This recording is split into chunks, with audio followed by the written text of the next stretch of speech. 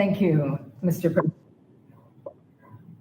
Distinguished members of the Council, when I briefed you 3 weeks ago, I spoke of 3 intersecting crises: economic, security, and political, that were accelerating Haiti's downward spiral. A humanitarian emergency is now at our doorstep. Within 4 days of those remarks, the government confirmed the first case of cholera in Haiti in over 3 years. Within weeks, dozens more cases have been confirmed, more than half resulting in death, with hundreds more suspected in the West and Center departments. 25 of those deaths were in the prison of Port-au-Prince alone. Cases are also suspected in the prison of Croix-de-Bouquet. As undocumented cholera cases tear through parts of Port-au-Prince, particularly in Cité Soleil, gangs continue to blockade the Varreux terminal where most of the country's fuel is stored. The consequences for Haiti's basic infrastructure have been severe, disrupting operations at the country's hospitals and water suppliers and impacting cholera response. Without fuel, waste is not removed from neighborhoods, while torrential rains promote flooding, which mixes with refuse to create insalubrious conditions ripe for the spread of disease. Neither the heroic work of the police, which remains critically understaffed and under-resourced, nor political efforts have succeeded in easing the situation. As ever, it is Haiti's poorest and most vulnerable citizens who are most affected. The reality is that without free movement of fuel, Haiti will be unable to get ahead of the current crisis.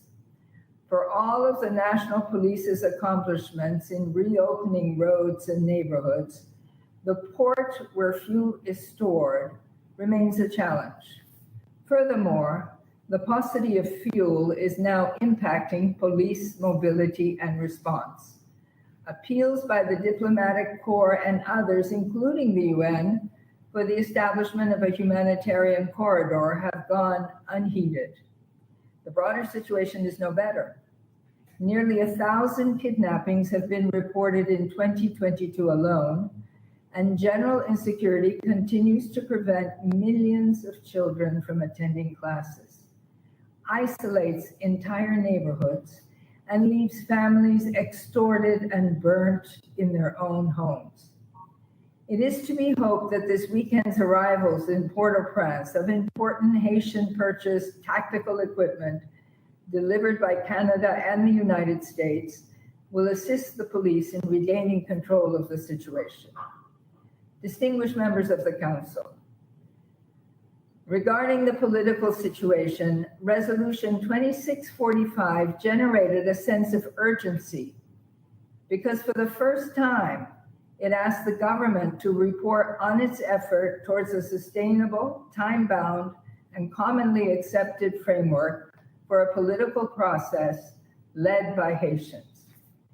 Acting on this Council's decision, I intensified my efforts to bring key actors around the table and through constant dialogue, maintain momentum among relevant stakeholders to establish a framework for a renewed political process.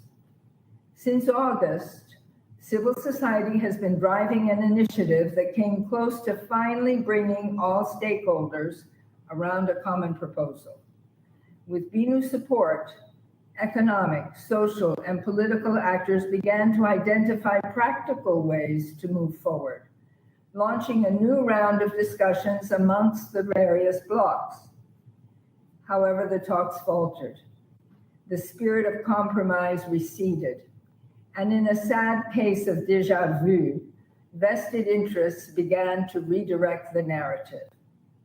These talks are nevertheless continuing, and as late as yesterday, a meeting was held among civil society representatives with a view to reviving broad consensus. The good offices of the United Nations remain ever more critical to provide opportunities for Haitians to come together and agree on a path to stability for the country. Those in the private sector who have shown a willingness to support reform should continue to assist in that regard, recognizing that they have an important role to play.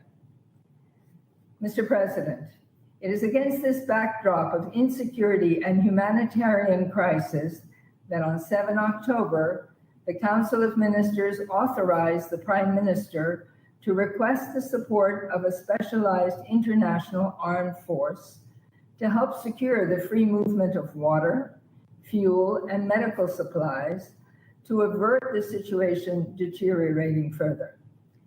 I can only reiterate the Secretary General's call on Haiti's partners to consider this request as a matter of urgency for the immediate relief of those already most vulnerable. Distinguished members of the Council, as protests demanding the ouster of the Prime Minister and his government continue, some see in them yet another reminder of the role of entrenched economic and political interests to resist government efforts to reform state revenues and customs for the benefit of the Treasury and of the population at large. And so the debate on sanctions has taken off.